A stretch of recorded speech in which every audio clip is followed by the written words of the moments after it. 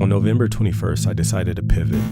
Did you get the money I sent you? You received your pay, right? Did you at least get paid? I'll pay you, of course. The night before the 21st, I go to sleep and I close all the doors in my bedroom, the closet door, the bathroom. And a couple hours pass and I wake up and I see that the closet door is open. Behind you.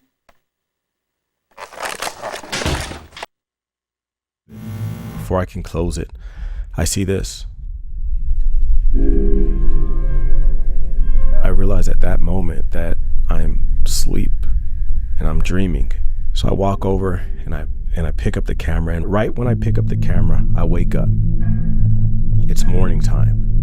I look over, the closet door's closed, bathroom, bedroom, everything's closed. It's like I just was asleep the entire time. She's probably sleepwalking, Bernard. What happens when David goes to sleep at night? So I'm getting ready to go out the door to go to work, and as I'm walking out, I look over to the left, and on the kitchen table, I see it. So I don't know if I made mention of this before, but the reason I knew that I was in a dream was because I don't own one of these. I just want to get it all on film, you know? But that's why I've hired you. I need you to document this. All of it. And I noticed that there's a tape in the cassette deck. And I can't turn on the freaking thing is broke. The camera's broke. So I can't open up the cassette deck to get the tape. So I end up getting like a butter knife and I pry it open. So I managed to get the tape out, and then I don't have a way of watching it because the video camera doesn't have a battery. So I get on Facebook Marketplace and I find a digitizer. I bring the tape to him, and later that day he sends me a digital file back. And as I'm watching the file, I have deja vu, because the video that I'm watching is actually the dream that I had the night before.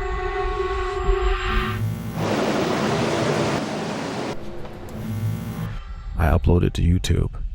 I titled it Scrubs, no description. I wanted you guys to relive that dream with me.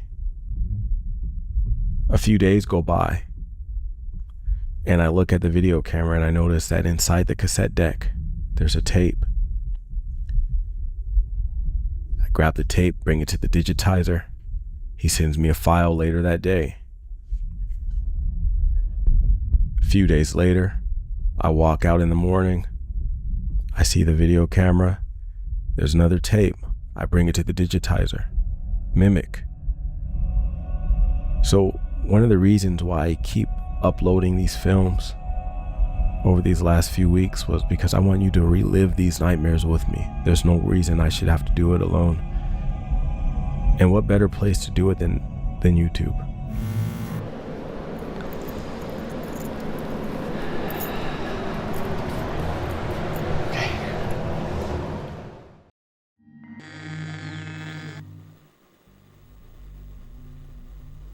A looping nightmare of various layers. This found footage analog horror series involves more than pressing play. It is, in its viewing, a game-like project that quietly invites you to play. Alex, or Alexander the Titan on YouTube, expressed a desire to share this, to not be alone. And joining him, you realize that only one of you is participating in active diligent study of the tapes in a whole picture view. Audience members discover they play a new role, video documentarian detective, noticing recurring elements, observing paranormal patterns, making sense of new information, and deciphering old layers of stories in a cycle of horrors. If ever you wanted to play Haunted Video Archivist, this is your chance.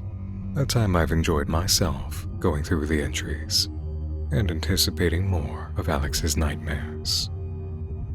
Tonight's journey will be a unique format. I not only encourage you to view the series yourself in your own time prior to continuing with my analysis, but to bring along something to take notes and the mindset of paranormal investigation. The updated playlist for VCR Willie is made by Alex and located on his channel. I've placed the link in the video description and pinned comment below. For the purposes of this video and depth of your journey, I have a very important advisory note. Once you watch video 9, Renounce, you'll encounter a specific moment at 16 minutes 56 seconds in which Alex watches a movie, VHS Night. This allows you to pause the video and accept the invitation as Alex does during the nightmare, as long as you visit Alex's video tab and play VHS Night. It is not, at present time, within the playlist. Once you're done, resume playing Renounce, and you'll be in line with Alex as the night unfolds. Once done with everything up to Renounce and VHS Night, return here, along with your study. Or keep going, watching everything you like after Renounce too, and get so far ahead you catch hints beyond the scope of tonight's exploration. Together, we'll connect storylines, visual language, and the ideas coming into sharper focus. But to prepare you, take note of the following: specific lines that are repeated, colors that are worn, actions and scenarios that occur as if in a system, changes in attitude, dynamics between people. Your task is to notice what stays the same, what does not, and clues that build on scattered items throughout the tapes. Alexander the Titan has put together a thoroughly creepy haunted tale made up of many, with all the surreality and uncomfortable touches of a nightmare. Give yourself the chance to enjoy an innovative project in its original context, and to provide an artist with direct views. You also may support by liking the videos and subscribing to the channel, an act that's equally appreciated here on Nightmind. Take a night to enjoy some time with tapes that should not be. I'll see you after a moment in blue.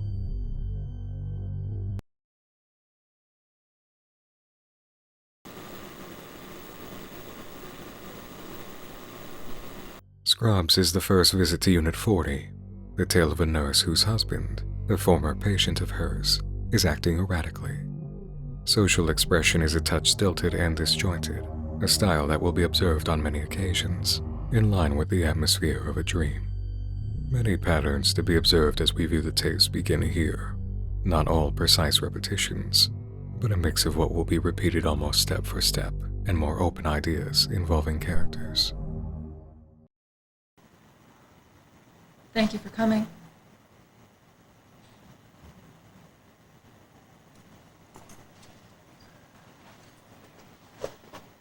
Did you get the money I sent you? Yes. Come in.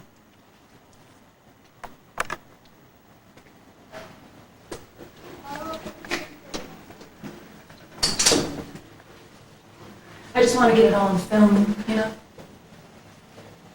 Show him how ridiculous he's being. I also want to show his mother. Jerry hasn't been the same for the last few weeks. I can't even really explain why. Do you understand what I'm saying?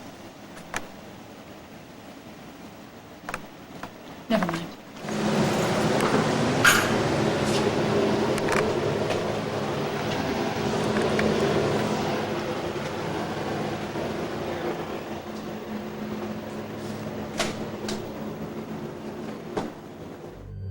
This moment is quiet, but common. The entry stair. At times, you'll see it occurring in places outside the doorway, but it always involves a dynamic of Alex moving around a character while training the camera on them and their eyes directly reflecting the movement.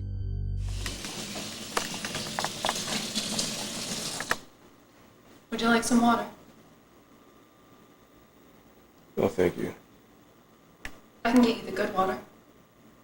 I prefer tap water, but we have the good water over there. Amanda's husband makes a sudden move from the dining area into the bedroom. She's disturbed, but only for a brief moment before giving Alex their backstory from the hospital. Noise in the back of the unit draws them both. Notice the examination of the open closet. He's not in there, or under the bed. Clothes are folded on the bed, mundane to the eye, but a marker to take note of.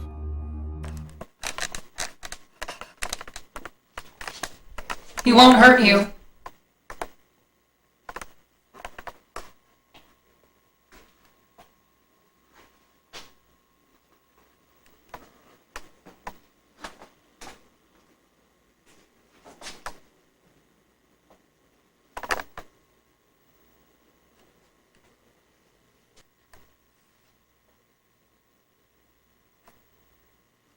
Don't film me. Film in there. You didn't tell me the TV reporters were here, Amanda. You didn't tell me they were here. Amanda, come here. Jerry, let me go. You don't love me. Run. Upload the video and show it to everyone. Give me back, Jerry.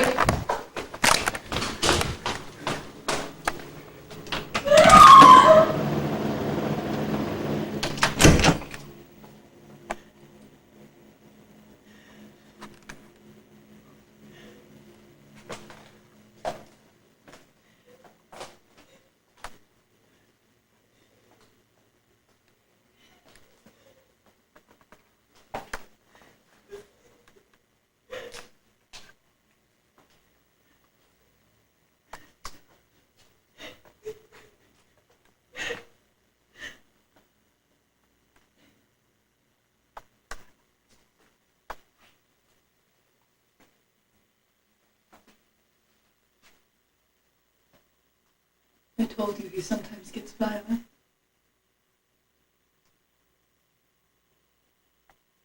He's never going to believe me, but thankfully you got it all on video.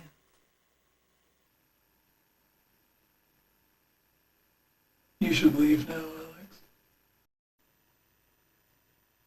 Leave! No!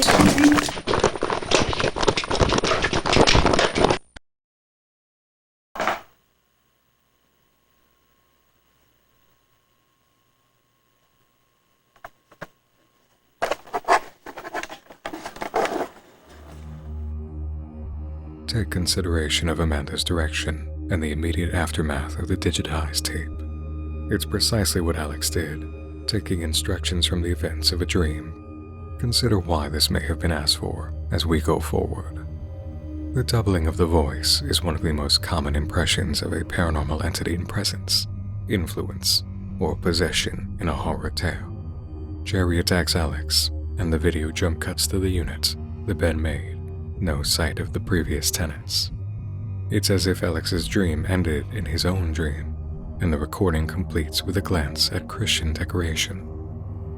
What we understand in this situation is that a haunting is an effect of some sort, and both tenants are affected, with Amanda unaware she's under an influence, or not sharing her awareness. The full darkness of the unit is notable.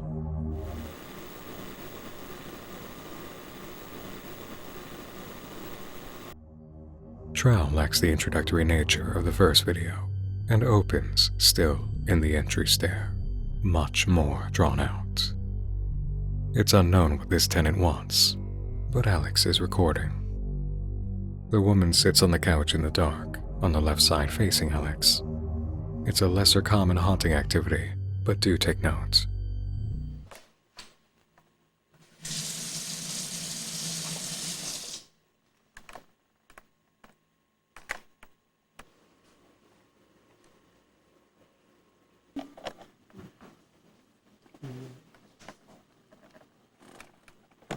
A jump cut focused through the sliding doors, observing two shovels.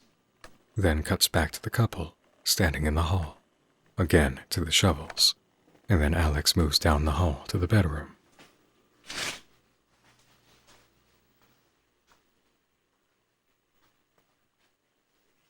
Down the hall, on that bench, there's a book.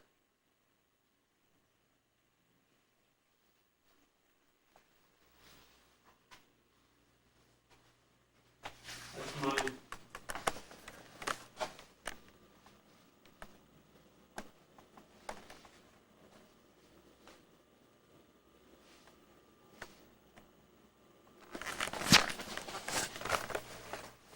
Alex? Can you look under the bed? Tell me what you see.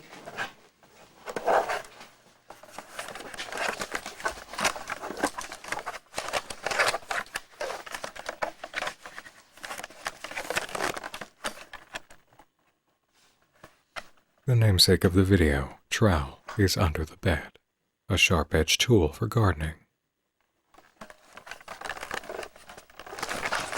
I didn't do anything. I didn't do anything. I didn't do anything. Are you going to tell on me? Are you going to tell on me? You wouldn't tell on me. Because if you do...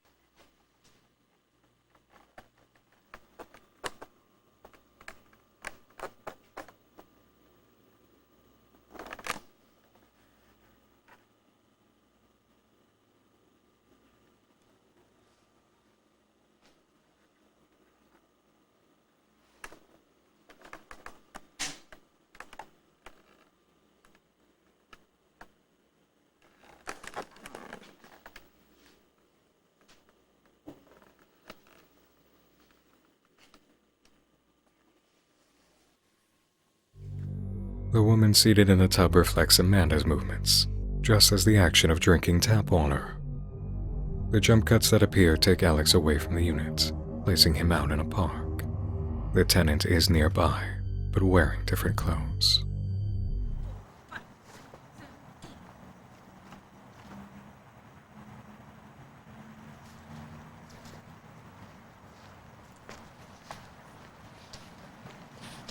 I didn't do anything.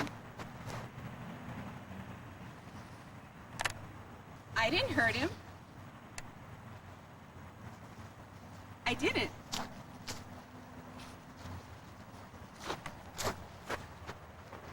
You think I hurt him, don't you? I didn't. I was just...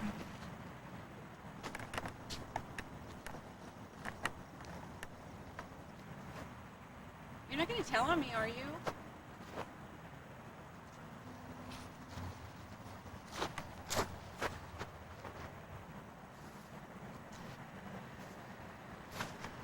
Are you going to tell on me?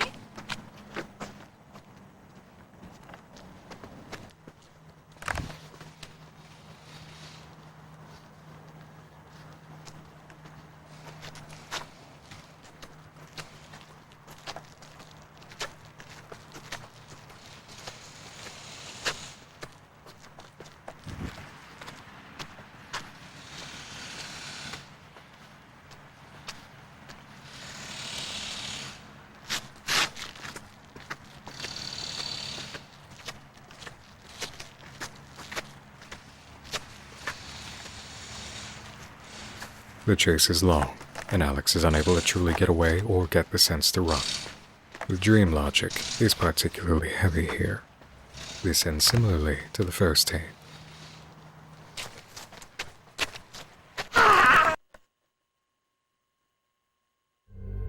The horror atmosphere of Scrubs and TROWEL is noteworthy.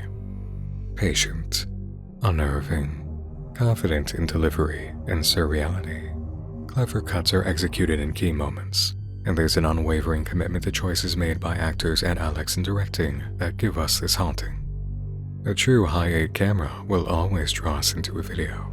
The look made by this technology alone is alluring, but to effectively use it in fulfilling the promise of intersection between nostalgia and uneasiness is a task to analog directors, and Alex is succeeding.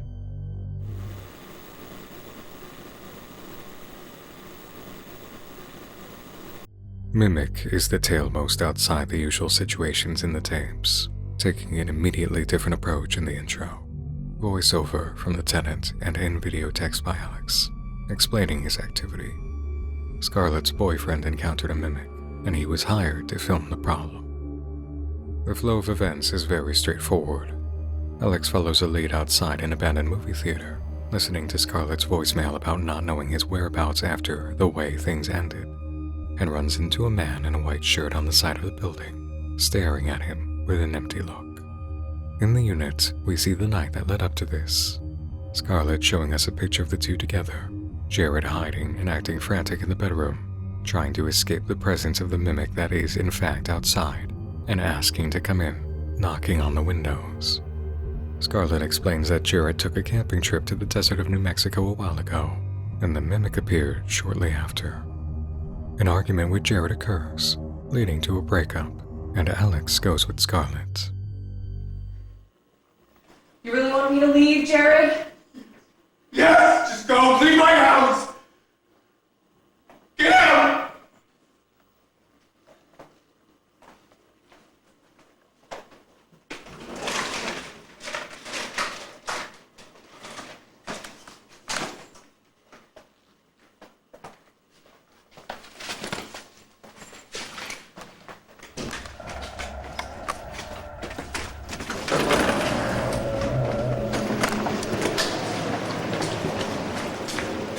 Scarlett!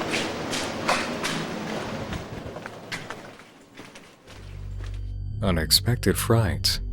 Is that the true form of the mimic? Is it something that brought the mimic? I'm not like everyone else from LA. I'm from a small town. Do you even know what that thing is in there? Better yet, do you know what it wants? Never mind. I'm sorry, Alex, but did you at least get paid? Scarlett!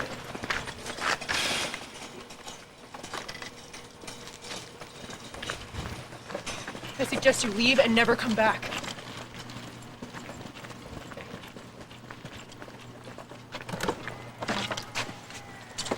Leave, Alex. Get out of here. Scarlett!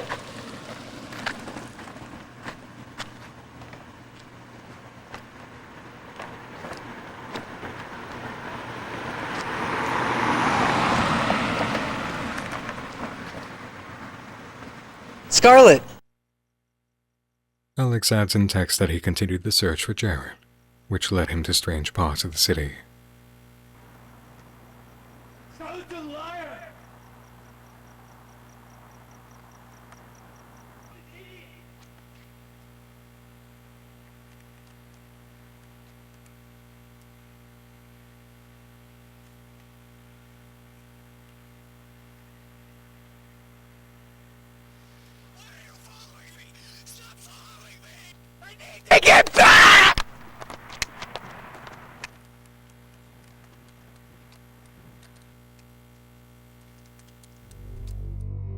The end of this tape is another surprise.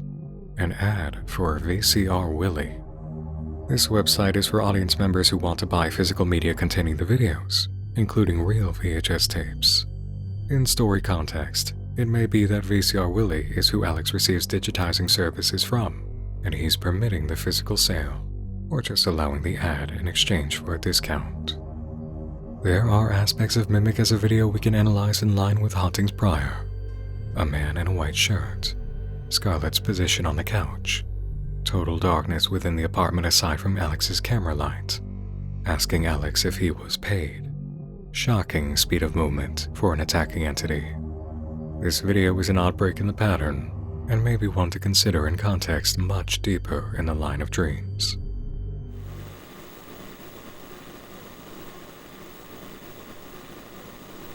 Mac is the moment Alex introduces himself and talks about the videos. This is the latest tape discovered in the morning, and it's in daylight.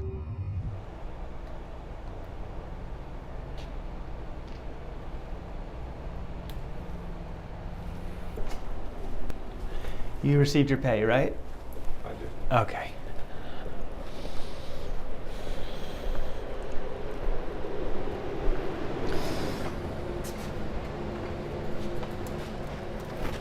Go wait by the window in the living room.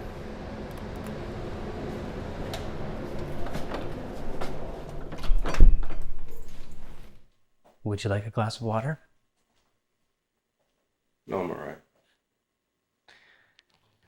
I'm assuming you've never been in a situation like this. But neither have I. This sort of thing always seemed to fantastical. And on the cuckoo side of things. But here I am. It's even made me reconsider my stance on religion.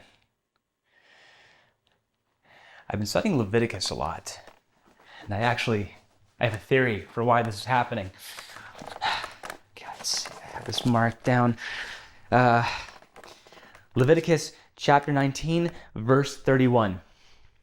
Give no regard to mediums and familiar spirits.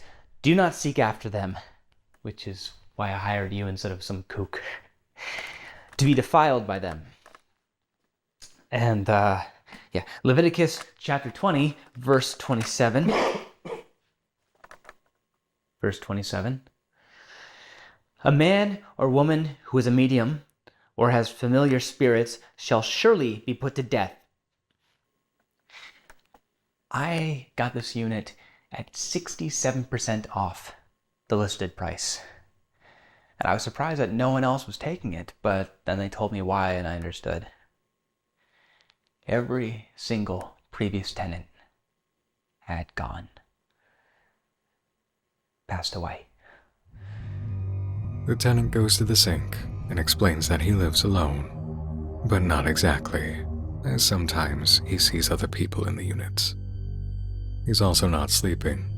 There's something going on when he's asleep, as he wakes up feeling as if he hasn't slept. Eyes dry, throat hoarse as if he's been screaming, body sore. Neighbors are afraid of him. He drinks deeply from the pot in the sink. Hello? Hello?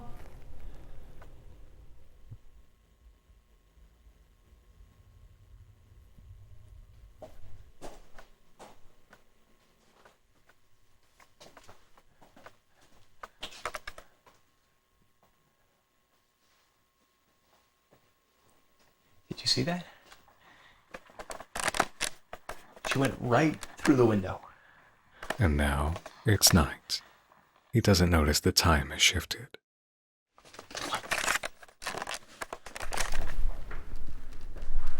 Hello? Is this where you are?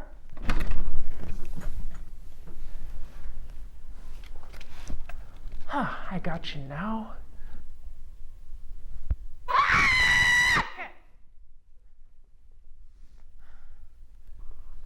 Are you alive?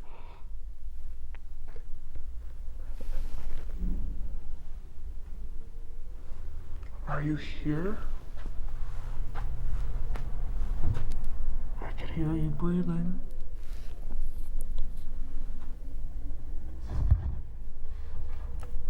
Hello, Nat.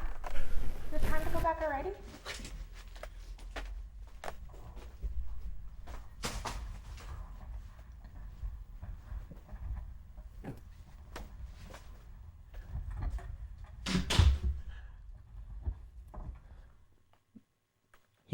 You saw her go into that closet, but she's gone.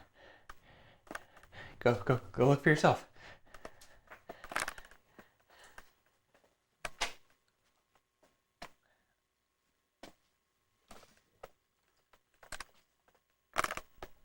I don't have a pickaxe.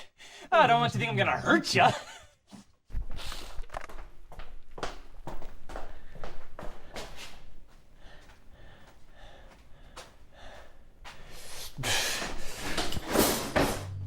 This possession comes immediately after we're given a moment to quietly acknowledge the pickaxe in the corner. The tenant drinks more water and refers to the Bible again. You witnessed some of this phenomena with your own eyes. But that's not why I hired you. I hired you because I'm worried about me and what's happening when I'm sleeping. So I want you to record me while I'm sleeping. I'm paying you by the hour, so every hour that I'm sleeping, I want you to record me. Can you do that?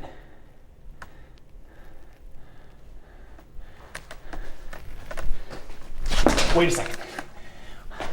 I know it's scary, but it is not dangerous. I assure you that.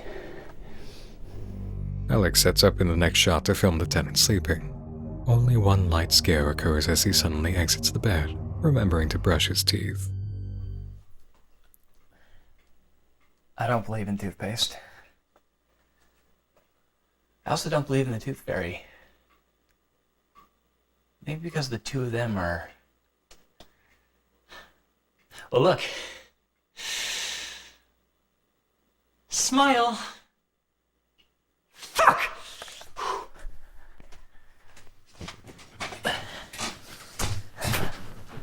Sorry, I tend to get a little loopy before bed.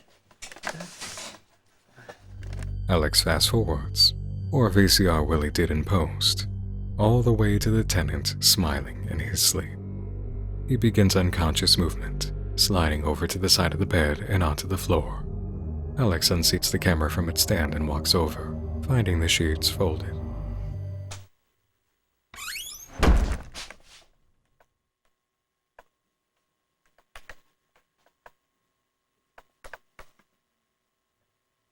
Knack!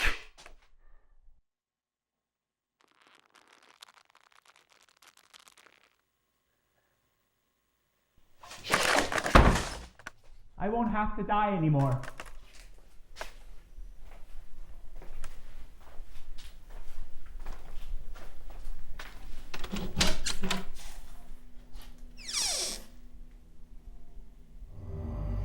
Gospel music erupts in the kitchen area. Alex investigates, finding its source, the old record player on the counter.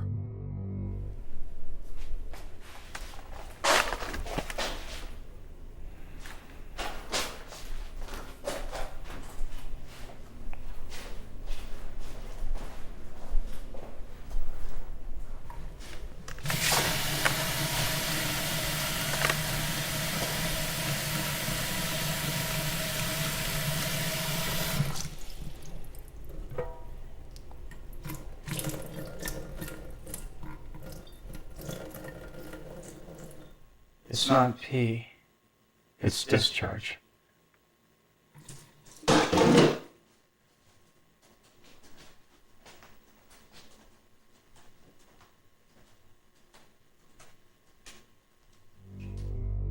Alex follows the tenant to the bedroom.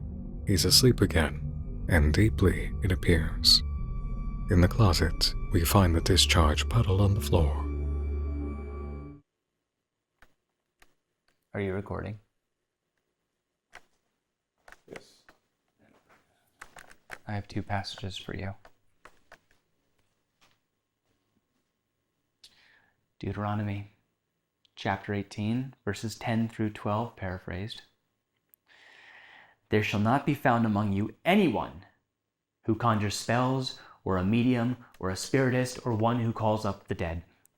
For all who do these things are an abomination to the Lord, and because of these abominations, the Lord your God drives them out from before you. And also Proverbs, my personal favorite book. Chapter 3, verse 24. When you lie down, you will not be afraid. Yes, you will lie down, and your sleep will be sweet. I know that you said all of those things are real, what you showed me on the camera playback, but it didn't look it. I don't act that way. I'll still pay you, of course, but I mean, come on, you're a YouTuber. I know the things you do. I should just hurt you now. I should just hurt you now. Shouldn't I?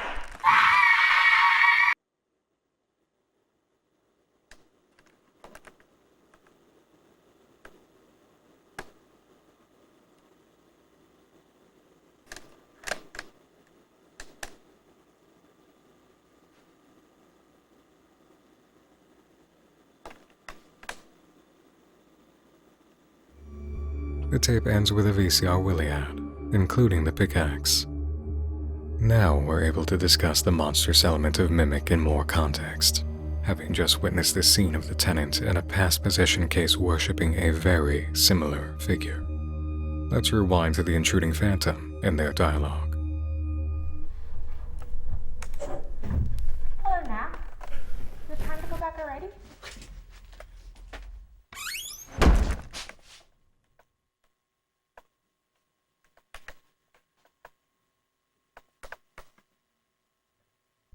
Knack! Knack, the name the tenant screamed in possession during the night, the title of the video. If we assume the phantom is the one acting with the pickaxe and bowing to this figure, are we seeing Knack? Notice also the recurring event. Alex attacked, a jump cut to another place. It's said in dreams that you can't die, even when you experience a moment that would destroy you physically. You'll wake up, or you'll shift to another dream. Alex appears to experience this, but commonly returns to Unit 40. Knack is the most grounded, straightforward entry. It also has an interesting pattern break that reflects Alex's position, a man alone occupying the unit. This tenant has held on to sanity a little tighter than the others, and is consistently fighting off the possession of force. But sleeping is a vulnerable state. Even his outfit suggests thematically that he's succumbing, and we see at the end that his outcome is headed in a familiar direction, now granting us deeper understanding. Take note of one more thing here. He mentioned at the beginning that he did not consider himself very religious. It's only now that he's beginning to look into it.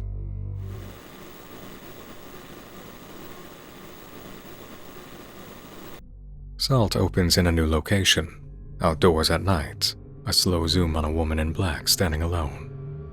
We follow her, followed by a woman in white, and accompanied by a man, both carrying oranges.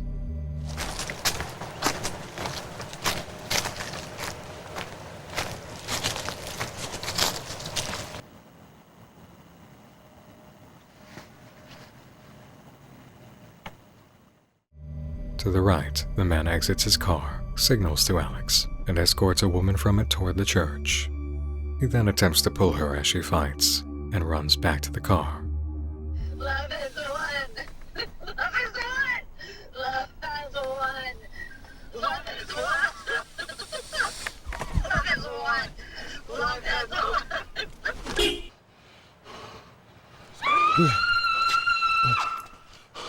Hey, look. I know you can't help me. Not the way you think you can, Alex, all right? I need you to document this. All of it. My pastor needs to know what's going on. There. She's in the orange grove, right? Go.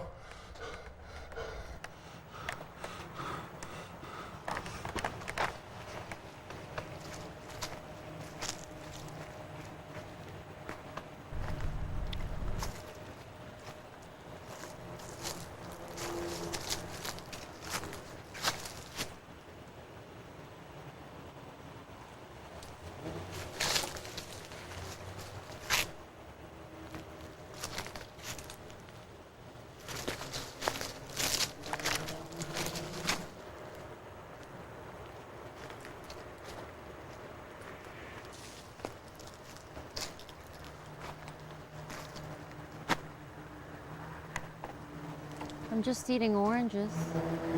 I'm not doing anyone any harm.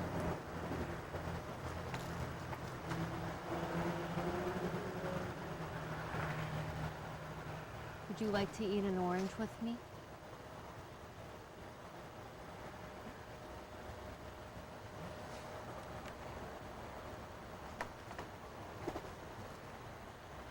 I said, would you like to eat an orange with me?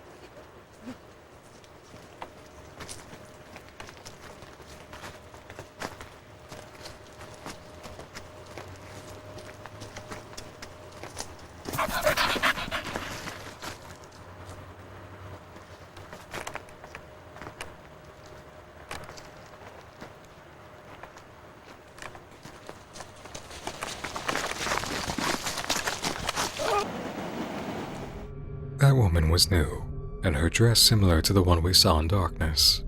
You'll catch the touch of white at the top of the dress, while the rest is in black. A jump cut takes us outside Unit 40, and as Alex approaches, the woman in white stands ahead, halfway hidden by the stairs. The clothing signature of white as a mark of position continues. Hello?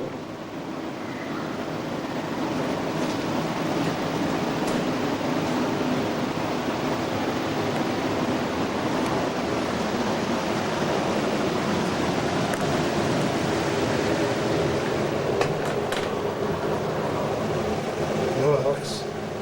Thanks for coming. Really appreciate it. I don't know where I'd be without you. Could you do me a favor and go to the back of the unit, please?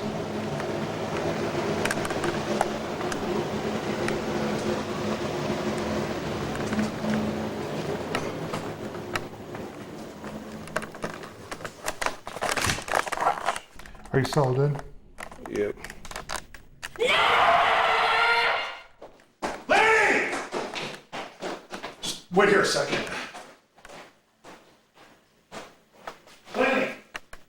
I love you. The truth is never wanted you and never wanted you. Gosh, you just please try to control yourself for 1 minute? Not this a woman to listen to you.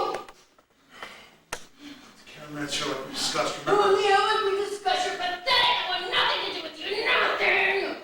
Don't you want to get better? Oh, better? Better? Better! Don't you remember, like before you lived here? That kind of better! How? How can anything be better than this? I don't know, okay? We're trying, okay? We're trying to figure this out! Now will you try with us, please? No.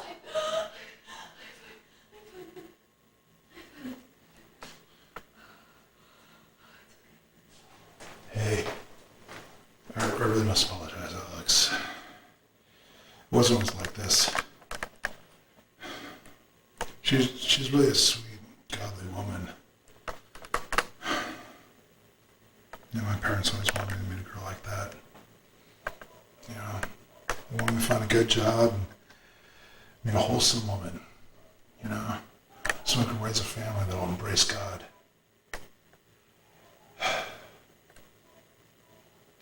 You know, we were on our way to having kids and everything right before we met Mrs. Wells. You know, she's a really nice woman, but goddamn, is she a persuasive person. She convinced me and Laney that we need to become more dedicated in our faith, become more devoted. I think that's a good thing, right?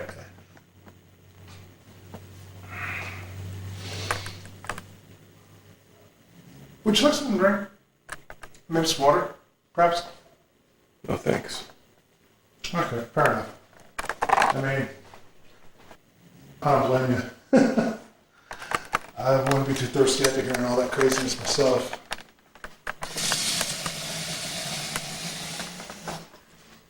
I prefer the tap myself, but we have purified water over there if you prefer.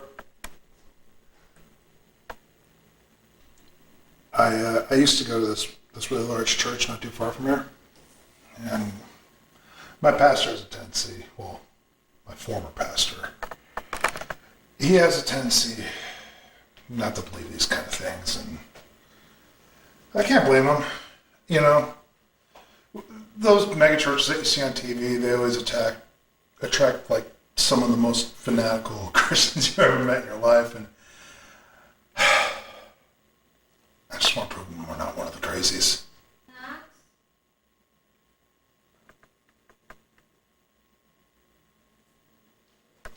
Maxwell? Can you come to the bedroom, please? I'd like to meet the cameraman. Yeah, sure, honey. Just give me a second.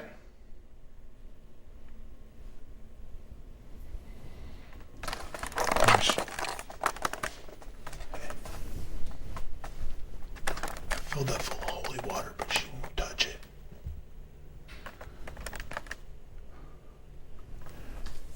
Lane's got her suspicions on why all this is happening, and, well, I have my own. Simply put, after we left that mega church, we started following Mrs. Wells. And she convinced us that we needed to start worshiping the mother. God the mother, they kept saying. Now, call me old-fashioned, but you should never denounce God. Because that's when the devil comes in. Boy, did he ever. We changed church. We changed our beliefs. So naturally, Lainey started to change too. She started behaving strangely. Started talking differently. Hearing these voices all the time. It's like she was having conversations with someone inside of her head. She'd run off to the closet for hours, sometimes even days.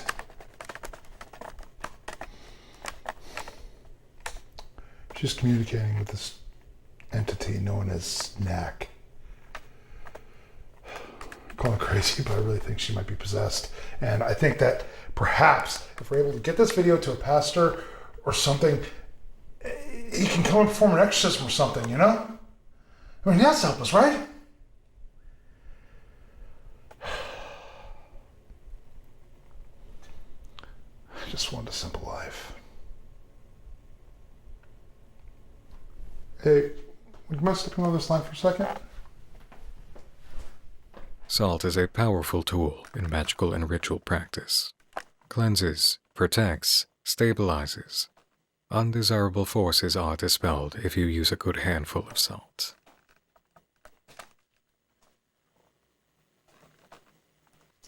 Just checking. Lainey? Honey? Whatever you do, don't let him know our secrets!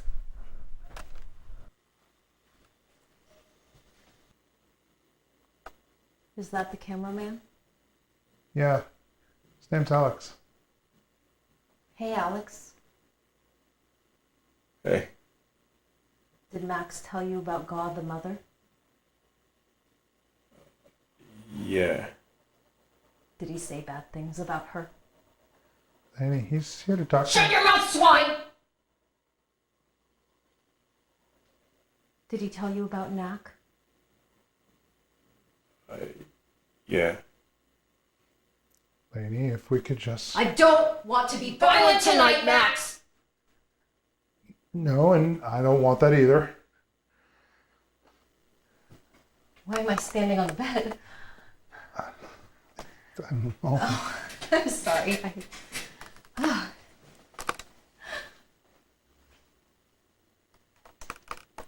When did he come in? Just a second ago. Oh my god, this is so embarrassing. Did you tell him about my genetic issue? Well, no. You know, I said how Lainey has her own theories. Well, her grandfather... My grandfather died of mental illness. He had dementia. He forgot everything. I'm afraid I'm getting it early.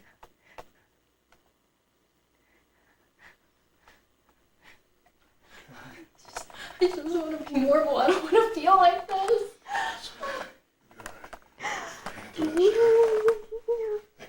Cut it. Just cut it. Cut it! Alright, good. Okay, honey. Just bow your head and close your eyes, okay? Just like eyes. Maxwell conducts the Lord's Prayer while holding hands with Lainey. She does not join him in speaking it. The possessing force gives her quite a knowing smile to finish as Maxwell rises to speak with Alex. Our faith in God has always been the silver lining in our relationship. It has gotten us through all of our disagreements, both the personal and the spiritual ones.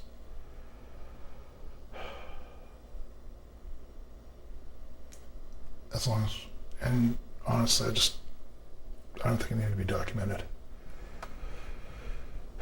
As long as we're alive, we can get through this. together. We're not alive. Right. I'm sorry. I haven't been in my right mind lately. I'm not sure why. Maybe it's my predisposition to dementia. Or the black mold in the shower. Oh, Max, did you tell him about the mold? No. Why not? Would you like to see it? Just play along. What? It says she's not wrong. Oh. Come this way, Alex.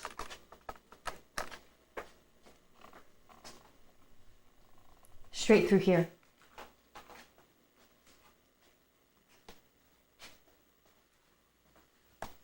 All the way to the shower drain.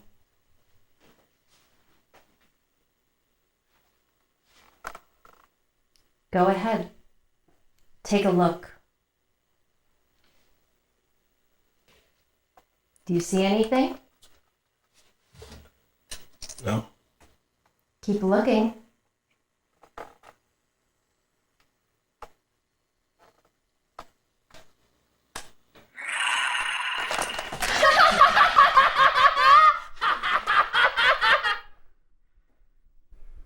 Would you like to know his name? Alex, come on.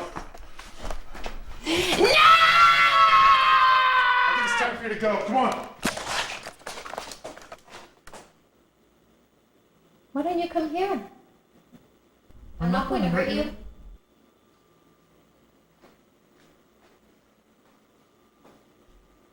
If you don't come here, I'm going to hurt Maxwell.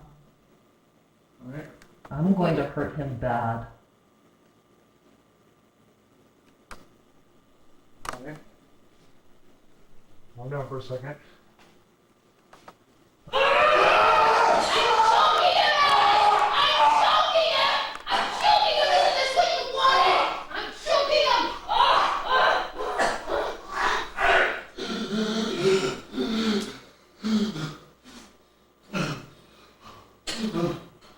I know what to do.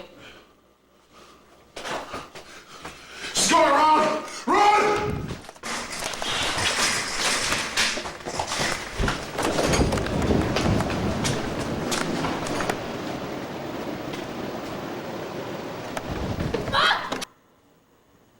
Visit www.vcrwillie.com and order your products from the physical distribution. A cooler in the bathroom.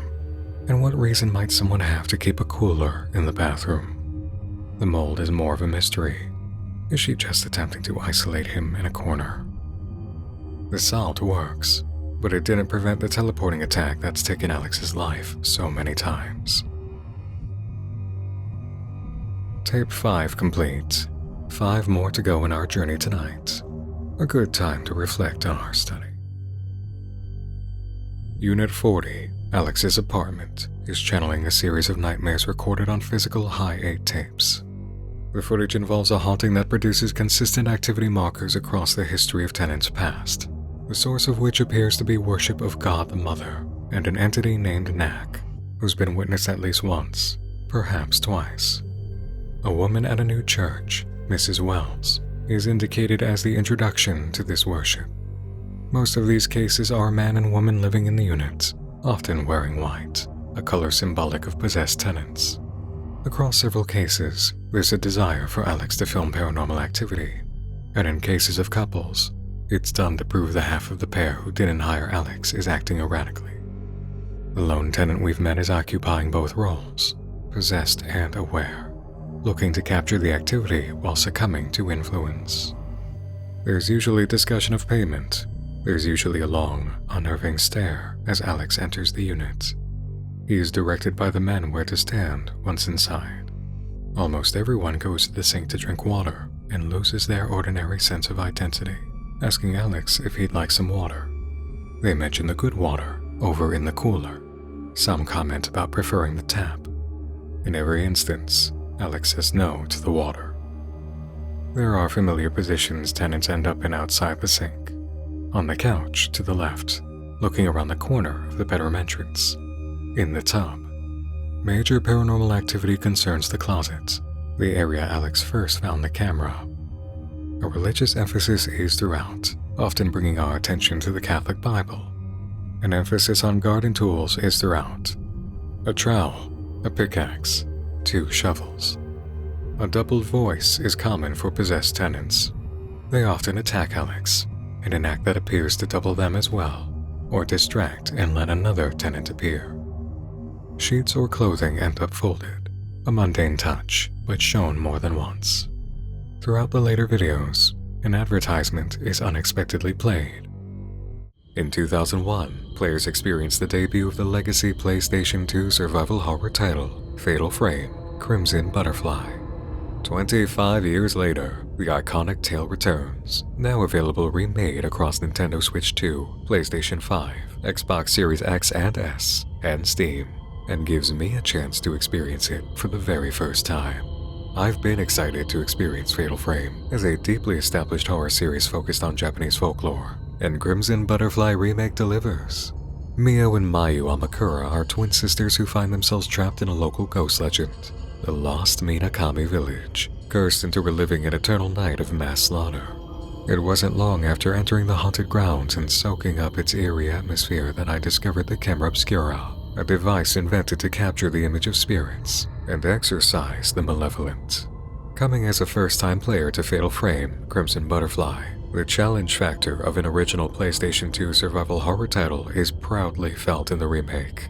I developed tact, timing, and camera reflexes as I steeled my nerves against vengeful spirits, learning their movements and my use of film types to survive encounters, all while taking in the ghostly details. Snapping the right shot to gain the upper hand on a wraith is a deeply satisfying and tense moment, and you'll get to experience this danger and the fun of it in new ways as you explore. The flashlight is a nice tool in assisting item and lore discovery, especially while looking for supplies after a difficult encounter. But you soon learn its use isn't without discretion, making for new moments of tension and thrill that drive you into the dark. Fatal Frame: Crimson Butterfly Remake includes modern updates I greatly enjoy. Fixed camera angles are gone, environments are fully realized with new depth and detail. The camera obscura is an upgradable, more versatile tool of combat, and the world is opened, allowing indulgence of my curiosity in mysterious buildings and creepier corners of the map. There's a lot of scary fun to be had, and a lot of memories to be made out of this title, and you can enjoy Fatal Frame: Crimson Butterfly Remake 2, now available on all platforms. Play the demo for its first 2 chapters and enjoy save data carryover, wishlist on Steam, or dive in now. A link has been provided in the video description and pinned comment. Thanks to Koei Tecmo for sponsoring this video with their Spirit Camera adventure. Across the series, it's shown to us that Unit 40 is cursed, and many tenants have come before, living out their own stories in the energetic pattern of a haunting. There are many types of ghosts. Not all hauntings are discarded spirits moving around a location. Quite common are imprints, energetic currents and patterns of moments in time, usually very heavy in emotion, playing on a loop that may affect the incarnated. Imagine a handprint left in freshly laid cement. An impression is made that will persist as long as it's not cleared, and this might be the situation in Unit 40, though the idea of knack and such strong activity suggests it's more than a singular imprint. What we're witnessing may be several imprints inside an active framework, a living loop that's collecting new experiences inside its cycles. There are more tapes to analyze that may give evidence to the nature of the cycle. Let's continue.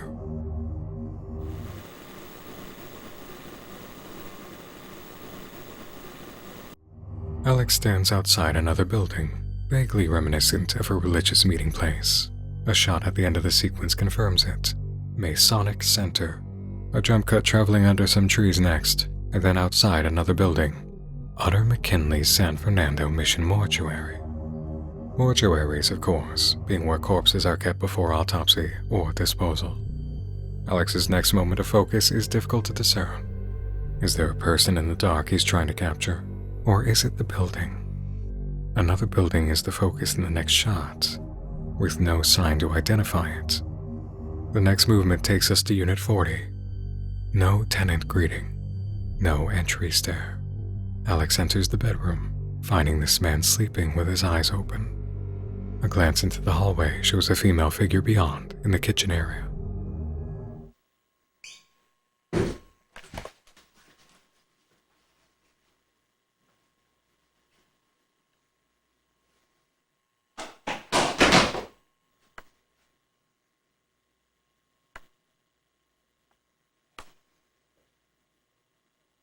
Be gracious. He's right with us.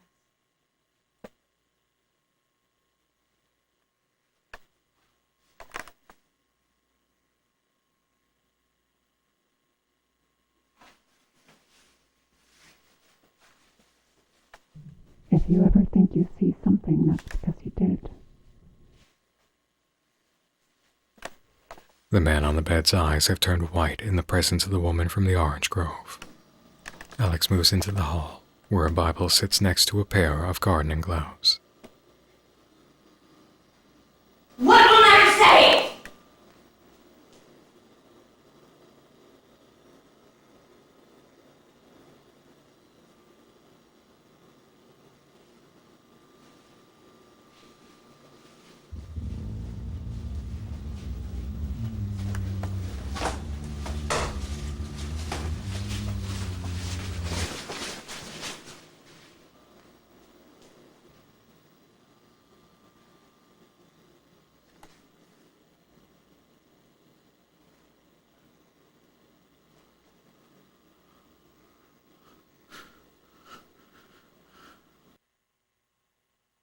Alex's bedroom at night, the way he likes it.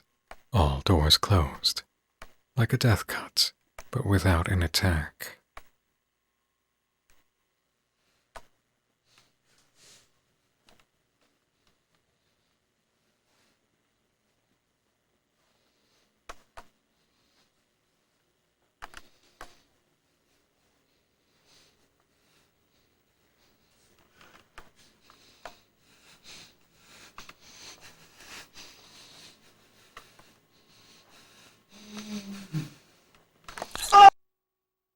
But they don't want to die. They want to stay alive forever. They summon Knack by using the ritual of gratitude. This sighting needs little explanation. A ritual dagger. Implications at the beginning of the tape are Masonic in nature, and this man is a sacrifice. This woman's speech over the darkness on tape suggests it's part of the ritual of gratitude, performed in front of Alex on the man in scrubs. Next scene, 2 shovels, church music playing in the background on vinyl record. Alex catches another sign for a building, Utter McKinley area, but specifics are illegible underneath. A jump cut back to the apartment. We see the man in scrubs leaving. Alex follows, and finds him stock still around a corner, alive.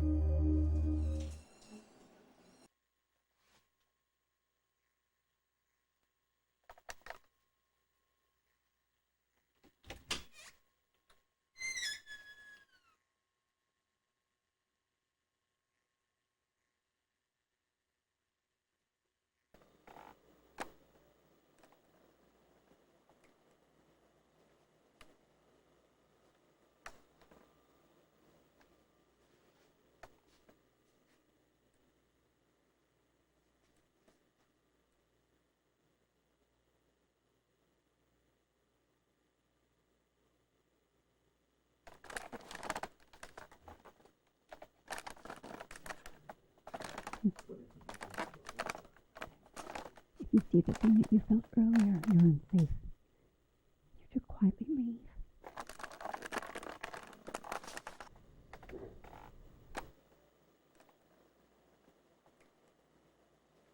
Whatever you do, don't make eye contact.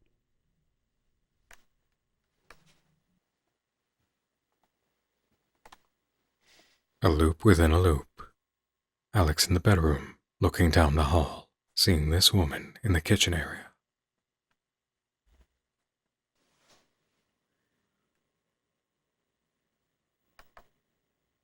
Hello?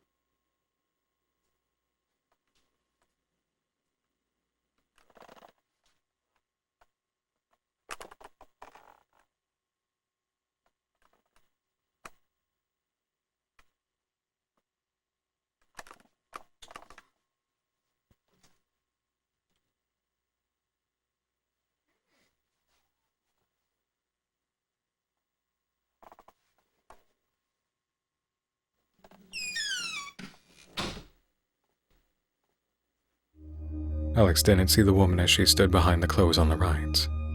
Did you? He takes care of the bedroom, closing doors, yet we know he isn't alone. Alex finishes his scan of the room and goes to bed.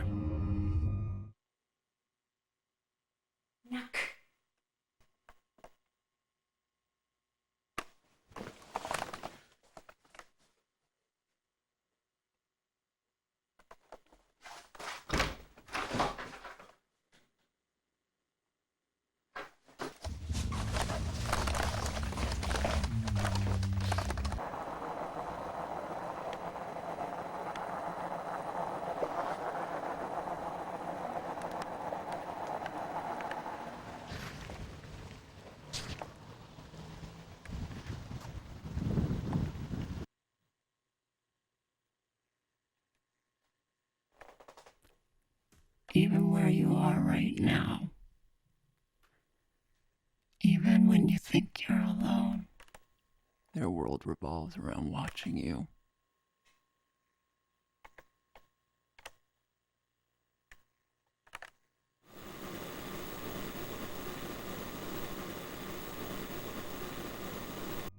Tape 7 opens with activity of someone hiding in a different closet. Alex is led by a male tenant, whose wife is experiencing possession in Unit 40. In the bedroom, he speaks of ghosts affecting the apartment, then calls a relative, who tells him the wife must be sleepwalking. Bernard, Yeah? who are you talking to? No one. Are you saying bad things about me behind my back? No, of course not. Who were you talking to on the phone when I heard a woman's voice?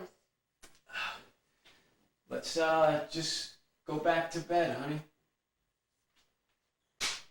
Who's that? Oh, I brought him here because I wanted you to see. I don't want to see. You can leave now, murder boy. Leave now, murder boy! We experience some of their good times, Alex recording in secret. Bernard meets him in the parking lot to discuss his ordeal. He claims she's developed a fascination with death and a painting in the hallway. I'll wake up in the middle of the night. Sometimes I'll see her just standing in the hall staring at it. So, I don't know what she's doing. Bernard. Get down her. Who are you talking to? What? Who are you talking to? No one. I wasn't talking to anyone. Sure? You must have saw me looking for the keys. You know how I get when I'm looking for my keys. I start talking to myself. Keys to the house? Yeah, I can't find them. Well, you must have them because you let us inside the house. No, that's not true. It is true. I don't even have my keys. I don't have my purse. It's at the computer's being fixed, remember? You're right. God, I'm just so tired. Don't be too tired. It's VHS night tonight. I forgot. I'll make you some coffee so you don't fall asleep. That sounds like a good idea.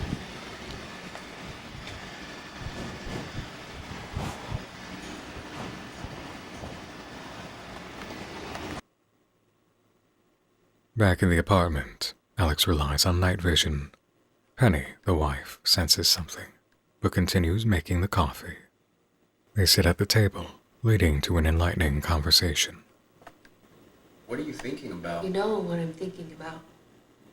Why? You know why. I know why, but I'll never understand it. You won't understand it until it happens.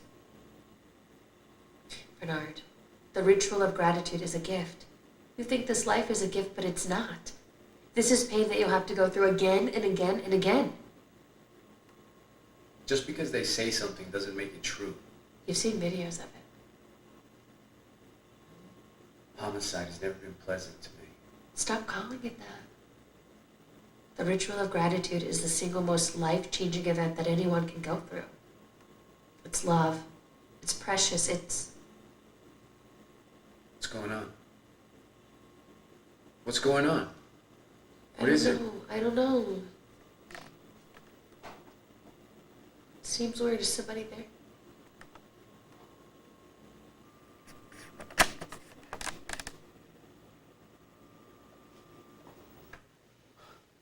There's no one there. Let's go back to the room.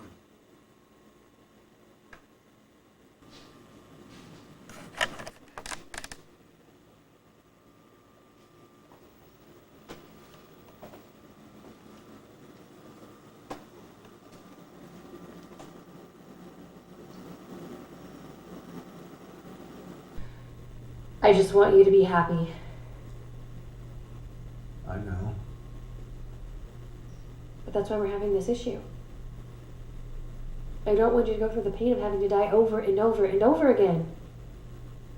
Penny, are we really gonna do this right now? Bernard, the ritual of gratitude means you only die once. I want Neck to be right with you. Yes, we're doing this right now. Maybe we could do it in the morning. No, why not now? Because I don't want to be thinking about dying before I go to sleep.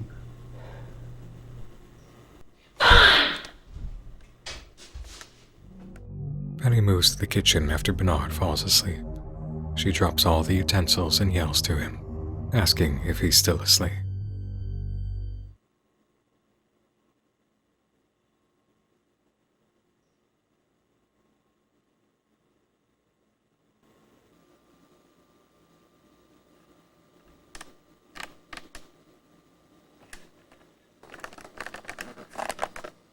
The TV will drown out all the screams. The bedroom door is closed. Church music plays from inside. Jump cut to a bloody sheet outside, then back to the units. In the bedroom, blood on the floor, next to a trowel. Through the window, Penny with a shovel.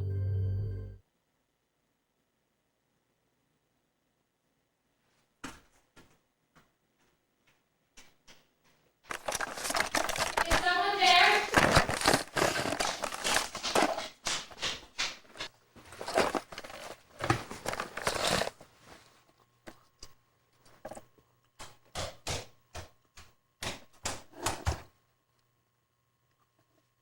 Someone there.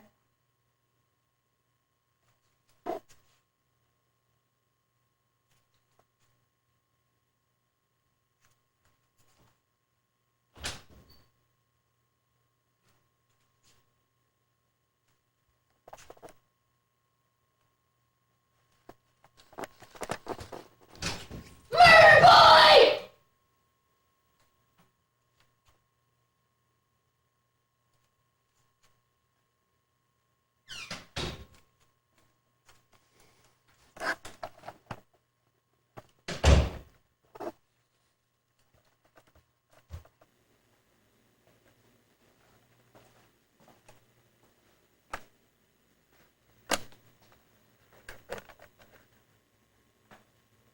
The lady in the painting is dead. She was already dead, so she didn't have to die. Neither did Bernard.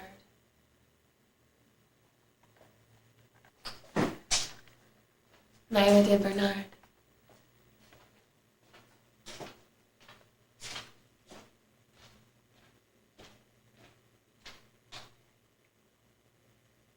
Alex?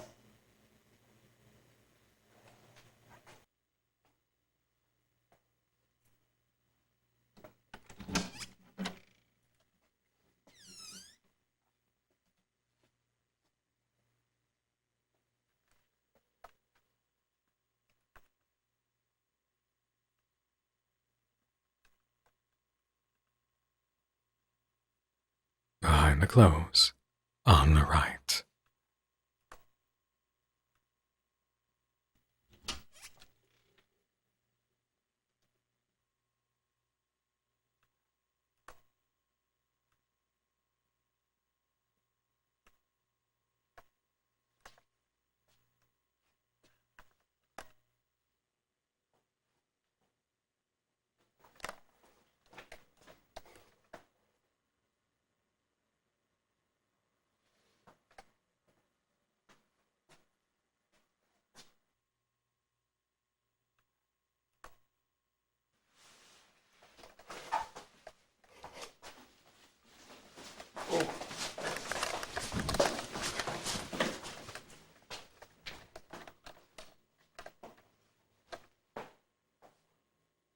Penny calls for Alex again from the bedroom, followed by the church music coming from the TV.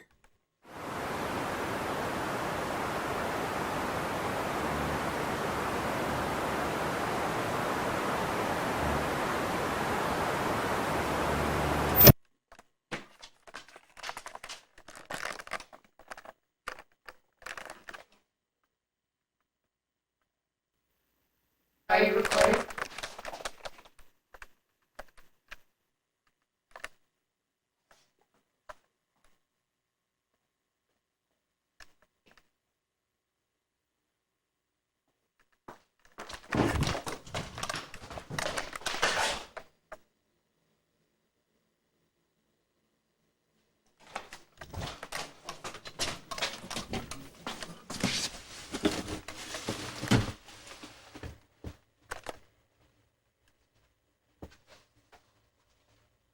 I can see you.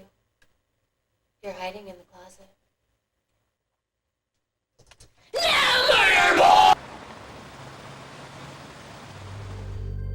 Jump cut to outside the mortuary, with Bernard. Another cut hovering over a map of the area. Alex is possibly studying the building seen in his dreams, not just being teleported or recording what's involved in a tenant job.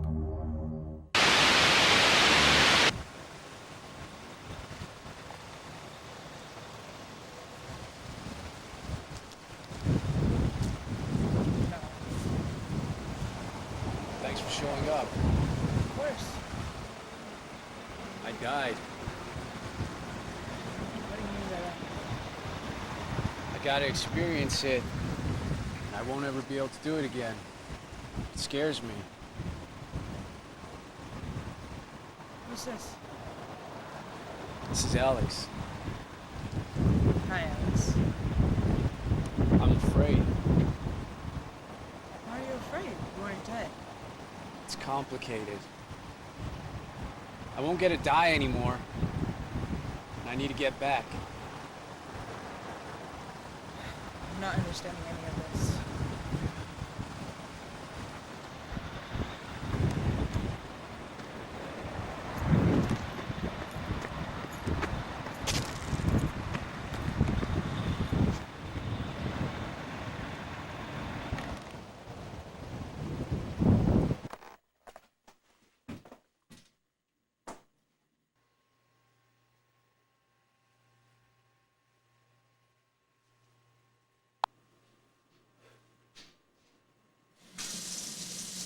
You want some water? Good water's over there.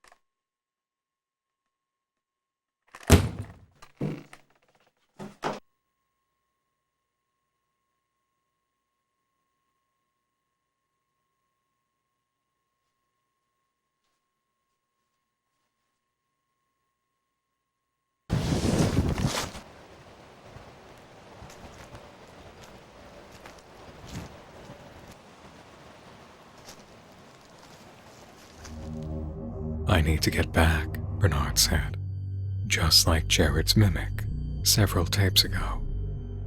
That's Bernard in the bathtub. If you study his face, you'll see it.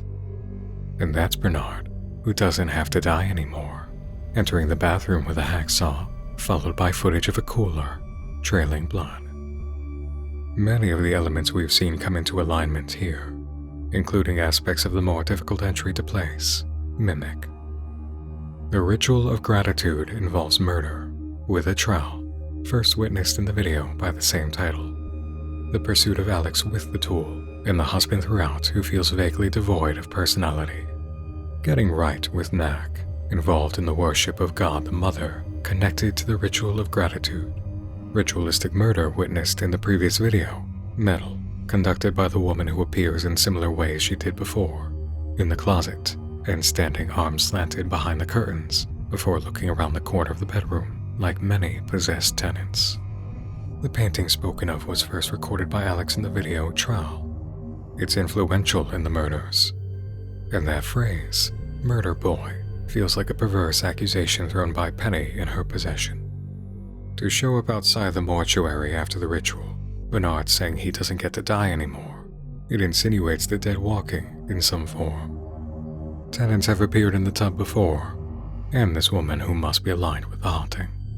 And now we understand the significance of the tub, taking in the sight of Bernard's body. The water question too is present, audio overlaid as a lead-in towards the end.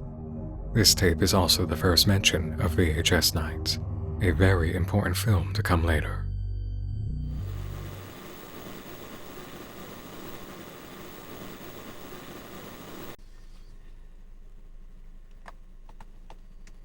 Do you see her? Over there? Every night, she comes out to the shopping center. I don't know what's going on with her. Come on.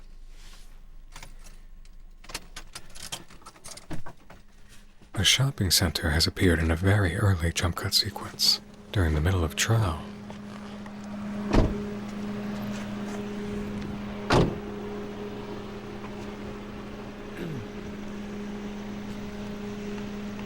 Rita?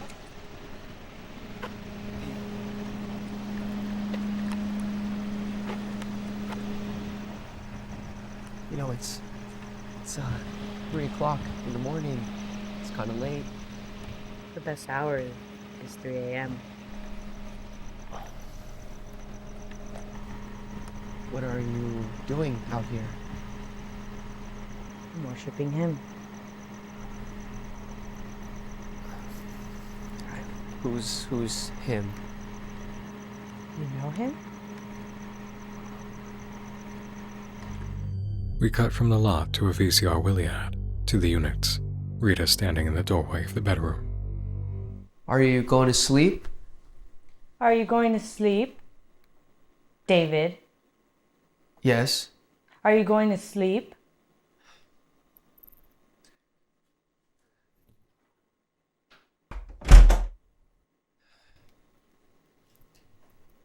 This is what I've been going through. Would you like some water? I prefer sink. The good water's over there.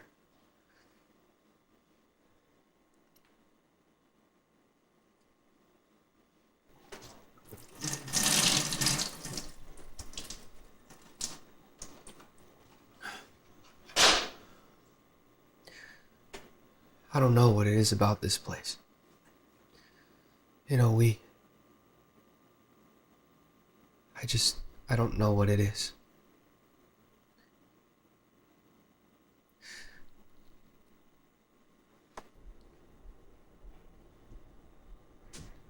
Rita? What's his name? Alex. Alex? What happens when he goes to sleep at night?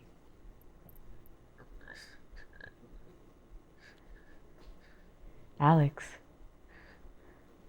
what happens when David goes to sleep at night?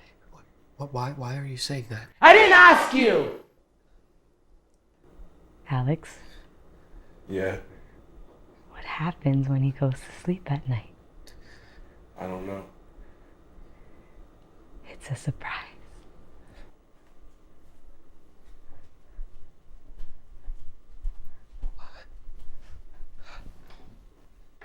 Nothing will happen. She gets like this at night. Don't worry about it. Can you crash on the couch?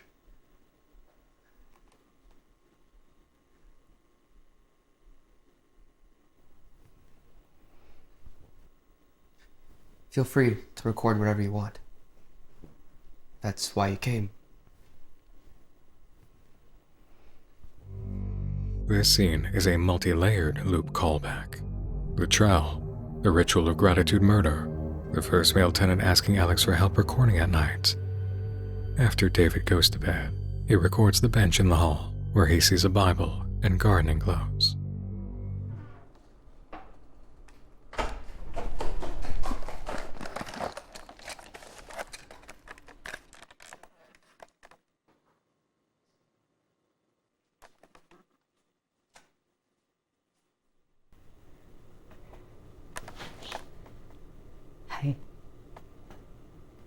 I can't sleep. Guess what happened to David?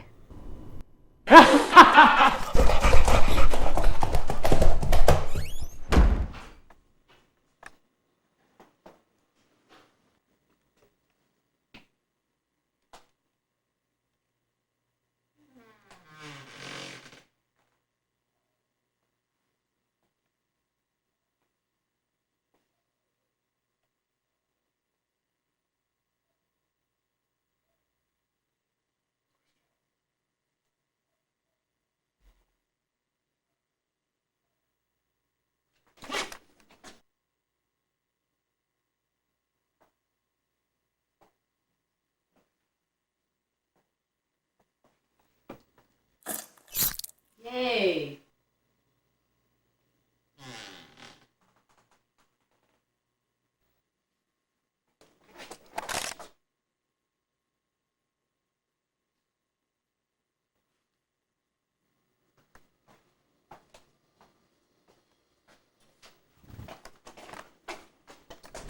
A jump cut of the bloody sheet outdoors, the orange grove, a VCR Willie ad, and the Bible on the bed, a recurring shot.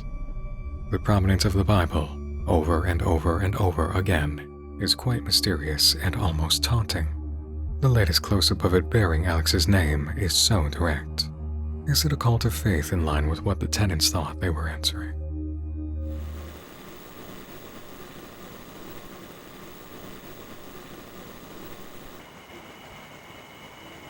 The parking lot. A woman in white.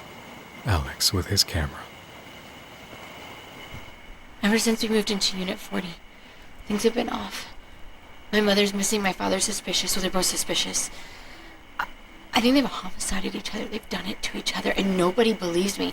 When I tell Inez, she just looks at me like I'm crazy, but I'm not crazy, I'm not crazy, I'm not crazy. This is why I've hired you to document things. Will you help me? Sure. I'll pay you, of course. I'll pay you to document my own craziness. Sometimes my father goes in his closet and he just stands in there for days. I wonder what he's doing in there. Maybe my mother's in there. Can you start tonight? Hello, sir. You must be the cameraman. Please, come inside, where it's warm and cozy.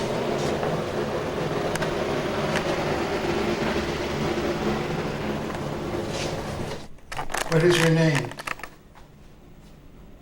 Alex.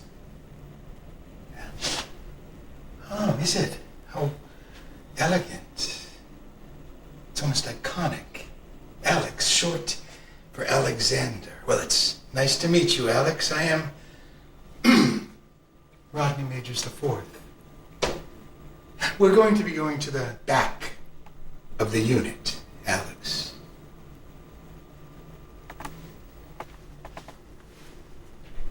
Alex, are you a believer? You believe in Christ, our Lord and Savior? Yes. Superb. Wonderful. Because you know the devil is not discriminating. To the back of the unit, Alex.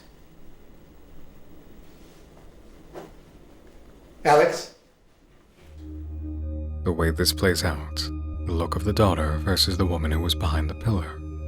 Are they the same? The woman's hair looks longer, or she's wearing a touch of black. Another angle of mystery in an already strange loop. The mother in this family might actually be around. just moving quietly. I spoke about traditional beliefs, but let's get a little fringe. Do you believe in God the Mother? Do you follow the precepts and the teachings of God the Mother? Alex, please, to the back. To the back of the unit. Turn the damn light off! I know it's a little weird, but I don't like to have a lot of light in here. None of us do. Try night vision. When it's dark, the demons will never find you. Father? Yeah, yes, Kyla. I'm expecting someone around this time. A cameraman named Alex. Huh. Alex, is that you? Yes. Daddy, you lied to me. I know. I Turn on the light! I did not know. I did not intentionally deceive you. You lied to me. You said you wouldn't lie to me again. I did not know this man. You knew him well enough to let him inside the house. No. I let him in just to gauge his character. That's all. You're not making sense. This is all new to me. What's new? Miss Wells, God the Mother, knack, gratitude. Dad, it's all... Stop. If you can lie about a cameraman, then what other small thing are you lying to me about? No, I'm so sorry, daughter. Dad? Yes. What happened to my mother? I don't know. Dad? Yes, daughter. What happened to my mother? I promise I don't know. Please don't hurt me, please. Are you filming this? I wouldn't hurt you. It's not that dull. I wouldn't hurt you. No, I wouldn't. That's just what... I'm so sorry. That's not what This is we don't get visitors very often. This is very unnatural for us. I'm sorry, what? Why don't you go to your room? You And want... don't come out until I say so. Yes, daughter. Yes. I'm sorry. This has been a lot for me. I mean, for all of us, we've been trapped here. Like, Kyla, what are you talking about? Do you want some water? Yeah. Now, the good water's over here, but I actually prefer this water. Like I said, the good water's over there.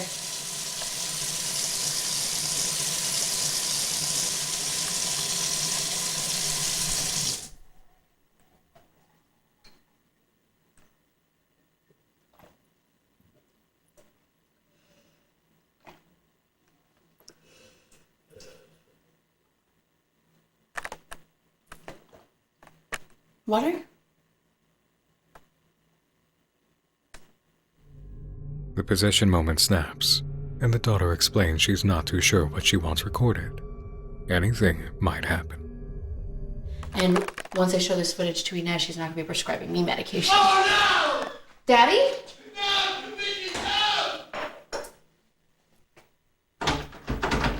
Daddy, what's going on? Wendy's in here with the devil! What?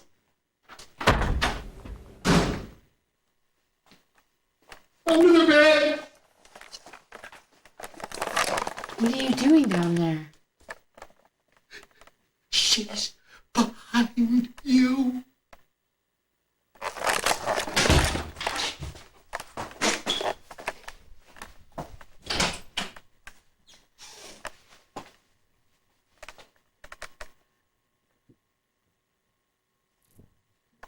I need to put my father to bed. Cut the camera. What? Cut the camera! The two have a discussion while the father goes to bed. He mentions how it seems that lately all she can make is spaghetti. He misses the mother too. She responds by promising to hurt him if he wants it.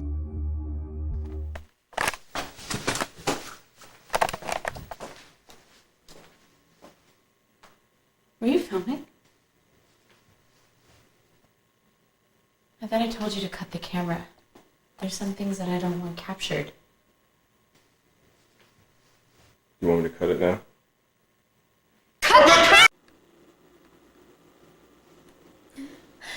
So you see what happened was you got to see my father's mischievous side. You know, there's really no reason you should have been under there in his old ass age. Old people really shouldn't be sitting on anything without proper cushioning. I really am so very thirsty. Yeah. This water is really good. Do you want some?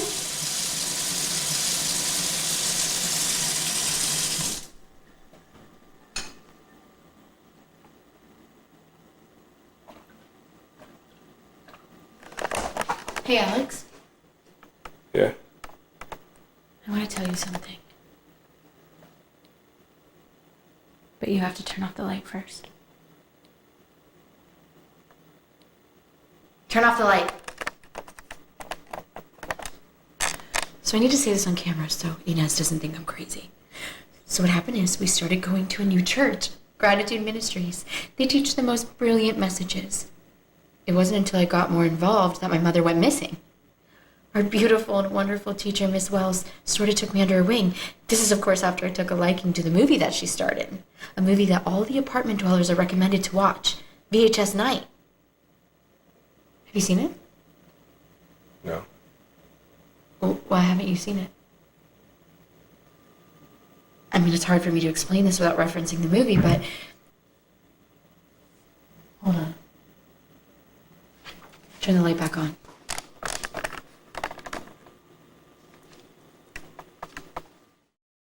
The daughter goes to check on Rodney, antagonizing him awake with a yell.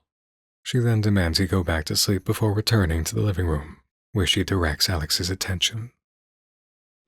Come this way, please.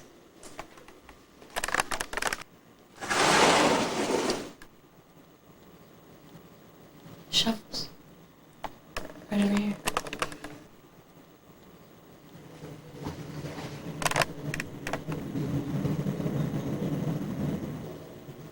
Right over here.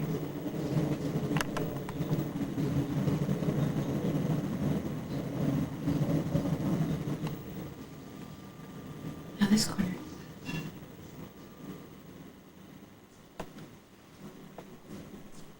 It's a pickaxe. Here I come. This is a trowel. I use this to stab my mother. This is a trowel, and I have a hacksaw and a cooler in the bathroom. You know, it's really hard to explain to you what's going on without you having seen the movie VHS Night. Are you listening to me? Yeah. I have an idea. What if we cut the camera and we watch the movie together so you know what's going on? Okay. Okay. Have you seen one of these? It's a VHS player.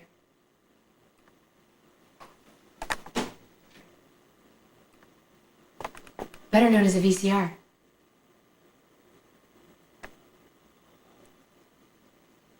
Cut the camera, Alex.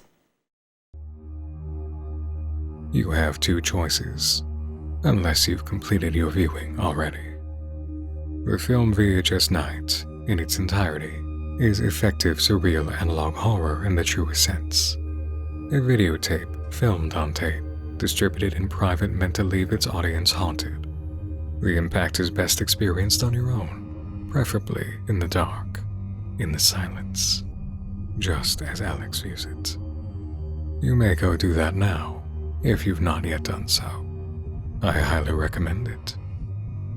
But, of course, if you're only able to endure this sort of experience in the accompaniment of a guide, I'll walk you through it. So, what will it be? The tap water or the good water? Peter Brandenburg sits on the steps at a park, on a call with his partner. She informs him they received their final eviction notice, and he needs to get a real job, or she'll have to live with her mom. Troubled Peter goes for a walk and spots a woman in a red blouse. A very familiar woman. Hello? Hi. Can I speak with you? Sure.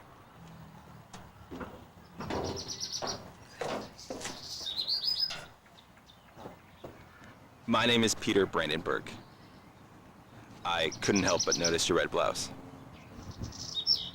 Okay.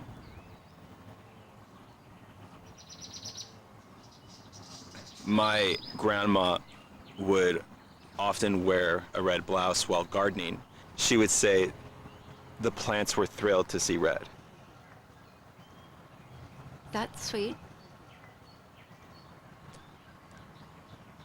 I sell gardening tools.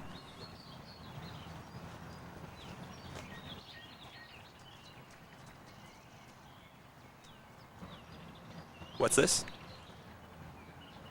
I have to leave, but I'm interested. I have a garden of my own. Oh, Yes. Give me a ring. You can come by today if you'd like. okay.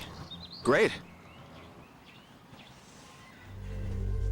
The card is held just long enough in frame to discern it with a touch of study. Gratitude Ministries, Margaret Wellington, High Priestess. Mrs. Wellington walks off towards the sunset, while Peter finds his resolve about securing the position of himself and his partner. We next see him visiting his future customer in Unit 40.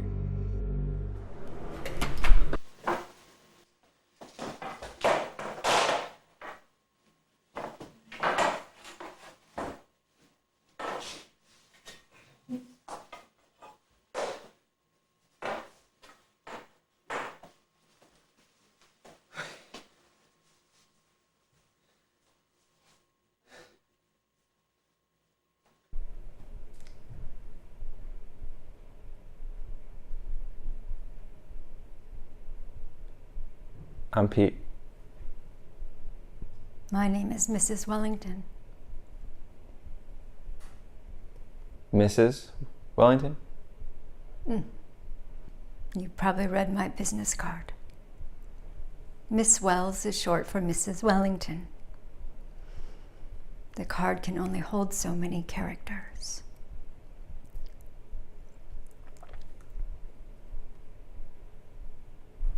That makes sense. There will be no funny business here. I'm happily married.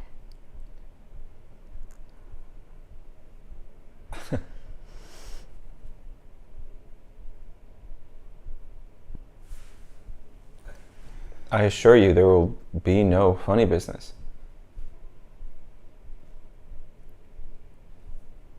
Good. Where's your husband?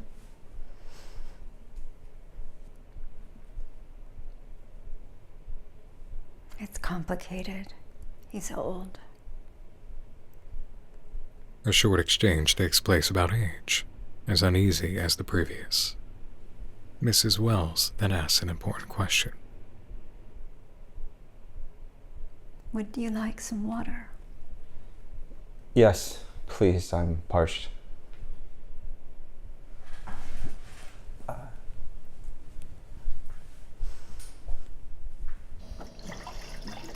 The good water is for the guests. That's very generous of you.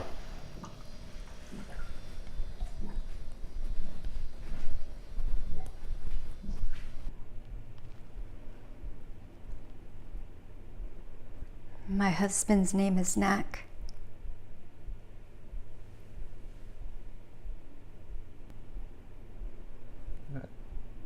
That's an interesting name. Is that short for something? He'd want to swallow you whole.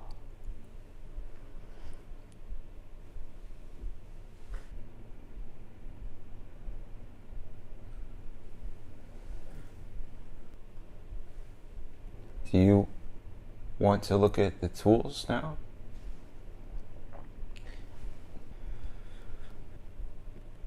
Yes, please.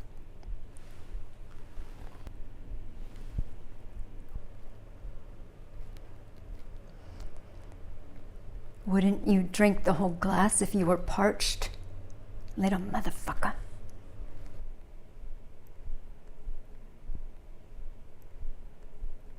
I filled it to the rim because you said you were parched. Would you like me to pour the rest out? No, I'm sorry.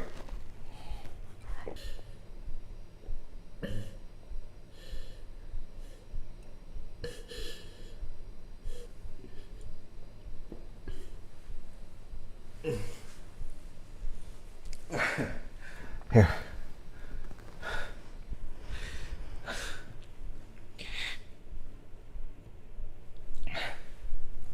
I would apologize, but John 6:12 tells us not to waste.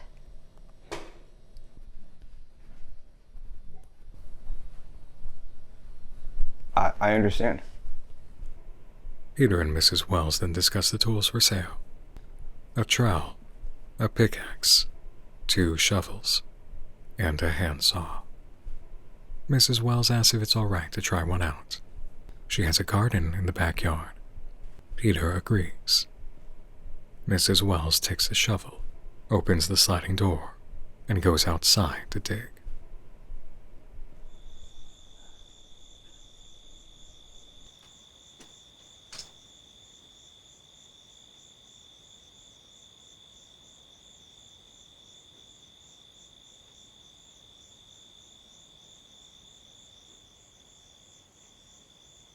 How do you like my garden?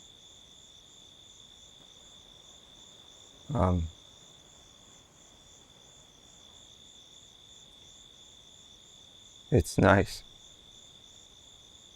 You sure?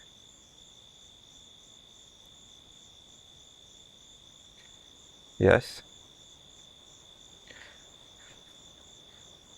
Good. Just watch me dig.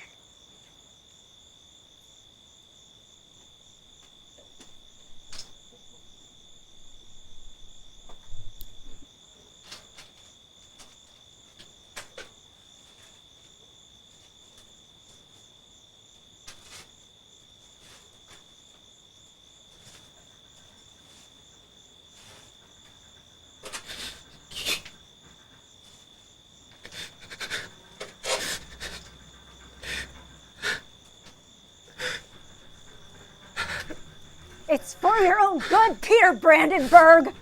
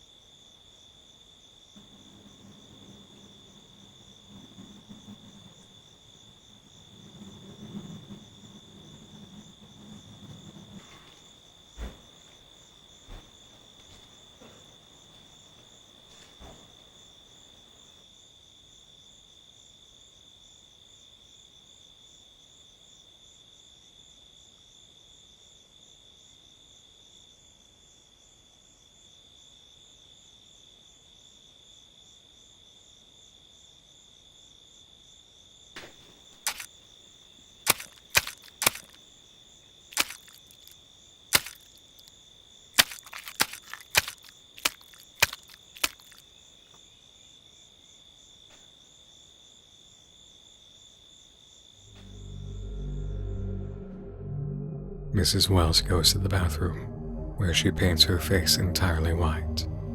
Peter Brandenburg lays in the living room, a corpse beneath a sheet. In the bathroom, Mrs. Wells takes a moment to steady herself and declares, You won't have to die anymore! In the living room, she poses in a new fashion, then moves to the couch and repeats the instructions from the opening. The pickaxe will be to harvest orchids and place them in the cooler. The hacksaw is to cut the body up and preserve the flesh to eat. The shovels are to bury the scraps and let the critters digest you. And the trowel is to homicide you. The pickaxe can also be used to homicide you.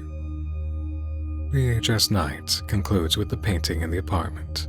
depicting the woman in the red blouse alone on the beach. The one we've been told is already dead. A sermon is given in scrolling text. Mercy to those who want peace. Mercy to those who want to exist in graciousness. The loosh of our ministries will save the universe. Mac will rise out of the stomach of the beast, and we will live in peace shortly after he devours the enemy. The Mother God is the concept creator. We are here to carry out the task that was presented to us. We will save the universe from peril. Mac will rise and be right with us.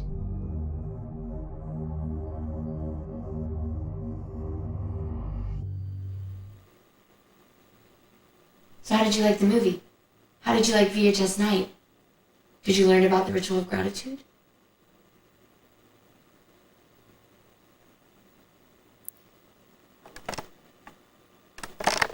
Do you see something behind me? Father? Father? Yes. Were you asleep? I was. Was he asleep? Yeah. How would you know? You were just in the living room with me. Are you lying to me? No. Move! She's gonna stick you right in the fucking face with that big axe. You need to make a run for it. Here I come. What, you think I'm gonna hurt you or something?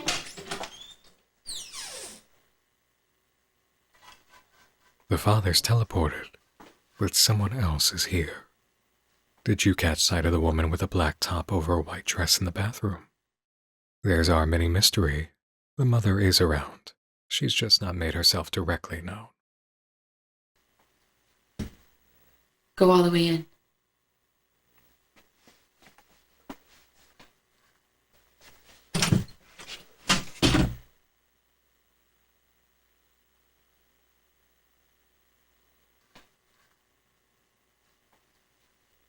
You can come out now.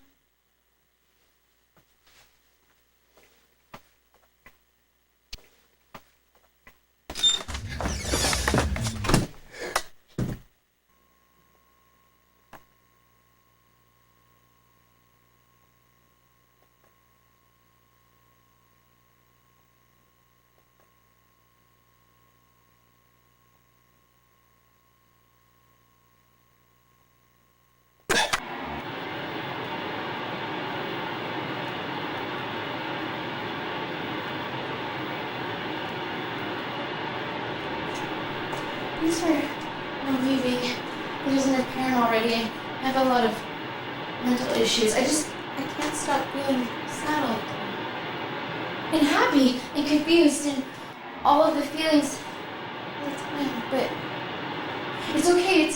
It's according to plan, just like in VHS Night. But I know it's a lot.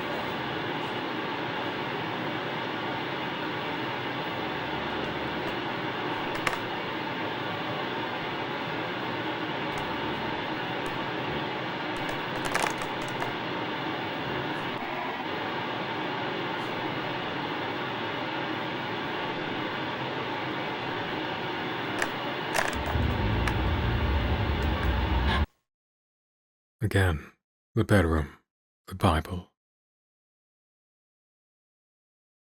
and an open closet. Let's take a moment to see that last shot of the daughter.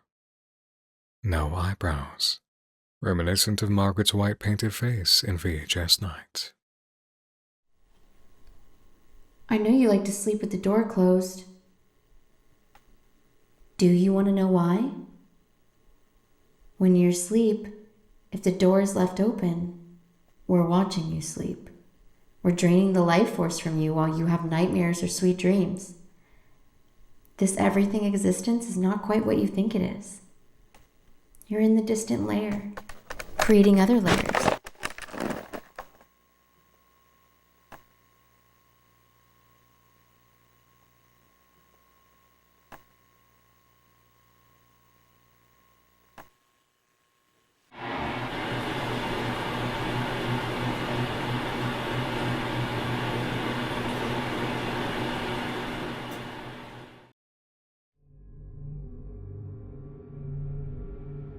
You have just viewed the first 10 videos in the series VCR Willie. At the time of this study, Alex has 5 more tapes digitized and uploaded, totaling around another 90 minutes of footage. Once we're done with our closure notes on VHS nights, there's nothing to stop you from going on ahead and engaging the deeper layers. A dark night, a snack, and Alex's nightmares make a truly memorable occasion. Now, as for the remainder of my notes, VHS night makes sense of much of what we've seen. Margaret Wellington, known as Mrs. Wells of Gratitude Ministries, is the ritual-performing woman in black we've seen throughout the tapes. It is her devotion to God the Mother and her husband Knack that lies at the root of all this activity. All tenants are encouraged to watch VHS night, we're told, which means tenants of Unit 40 must be consistently drawn to Gratitude Ministries. VHS night is not a film. It is an indoctrination ritual containing instructions for a ritual, inflicted on viewers who live in the apartment. It may also be living in the energy of the location as a haunting. There's a possibility that what began on film under Mrs. Wells is impressed not just in the act of residency, but in viewing. The haunting influences those possessed in accordance with events of the film. They'll use the trowel, they'll use the pickaxe, they'll test a shovel outside, and they'll perform the ritual of gratitude, as described by Mrs. Wells. Notice her language about this as well. Homicide. Not kill, not murder, not sacrifice. It's as if the other words are perverse, or not proper language. The ritual of gratitude fulfills a purpose to those who receive it. Once they die, they will not have to die anymore. How this is achieved and its effects are unknown, but we've seen how it might go, producing a form of mimic. The flesh of the original is to be preserved and consumed. The ritual fulfills a purpose to the ministry too, either an appeasement to Knack or to free him by way of the loosh. This is a term that requires a bit of research. Robert Monroe was a celebrated explorer of astral projection, active out-of-body experience at will. He's responsible for development of the Gateway Experience, a program designed to teach anyone how to do this with the assistance of hemisync technology. You might know it as binaural beats, stimulating the brain to frequencies that enable elevated states of consciousness on a fast track. The CIA, in its era of released documentation on consciousness exploration and scientific validity, worked with Robert Monroe to train their psychic agents. Monroe wrote much about his astral travels, including meetings with energetic beings, and in doing so, learned the concept of loosh. Energy generated by organic life to various degrees through emotional activity, which in turn fed non-physical entities. It is thrown off, Monroe explained, when physical existence ends. Its purest form is love, but it is not the only emotion that works for those who might use it. When you're asleep, if the door is left open, we're watching you sleep. We're draining the life force from you while you have nightmares or sweet dreams. This everything existence is not quite what you think it is. Just as it is that nuns of the church are said to be married to Christ, certain practitioners of other religious orders might consider themselves married to the entities they worship. Mrs. Margaret Wellington is a high priestess, married to the being known as Knack, who she serves in hopes of freeing him from the stomach of the beast. We do not know if this is the Catholic idea of the Beast of Revelation, but we know how she's worshipping and conducting ritual. It's unknown why Masonic influence is pointed at, although it might be a method Alex is taking to clue us into esoteric worship at work within the narrative. You may consider this takeaway from all we've seen. Mrs. Wells serves an occult influence, practices ritualistic magic, and has cursed Unit 40 as part of her ultimate aim. The ritual of gratitude is likely meant to produce loosh of the variety thereafter in making themselves right with Knack. And in the exchange, they are given a victory over death, of a sort. The events that have been occurring here have created a series of layers, and Alex's nightmares explore them, recorded to tapes. Tenant after tenant has lived in Unit 40, and tenant after tenant have slipped into their own layer of haunting, playing out the curse of VHS night. I suspect that some of the stories we've seen become their own versions of the haunting, which might influence a new tenant at any time. There may be layers that fit better in acting on those who inhabit Unit 40. Which story are you witnessing at any moment? How far back does it go? What more is there to discover? Which shots and scenes allude to a layer yet to be seen? Is there any way Alex can leave the haunting now that he's in this deep? And is VCR Willie a member of the ministry? Is Mrs. Wellington even still alive, acting on Alex and Unit 40 at this very moment? Time will tell, and tapes will tell. I'd subscribe to Alexander the Titan for more, with notifications on too. This is a deliciously unique, surreal found footage horror that takes a limitation, a single apartment, and turns it into a major storytelling component. Narrative and directive intelligence is witnessed throughout and trusts you as the viewer to put it together. I've not seen a video series I could turn into a game while viewing in a very long time. VCR Willie is a project that takes its own leap of faith on the side of audience analysis and plays in an acting direction that may not suit everyone. To make a project of this nature is, I imagine, as exciting as it is daring. Alex, I'm glad you took a chance on this, and thank you for making such a memorable and haunting time. If you'd like to return to study more VCR Willie later, let me know in the comments. I'll be glad to consider it. You can subscribe here to Nightmind as well, if you've enjoyed this and appreciate videos discussing unfiction projects, ARGs, and intriguing art. Liking this video also helps and is appreciated. Thanks to Patreon for supporting. Member names are at the end of this video. Thanks again to Alex for making VCR Willie, to all the actors of Unit 40, to Koei Tecmo again for sponsoring with Fatal Frame Crimson Butterfly Remake. And thanks to you for joining me in the dark this evening. I'm Nick Nocturne, and I invite you to explore with me again soon. Don't drink the water if a stranger drinks the tap. Do close all the doors in your bedroom and sleep tight.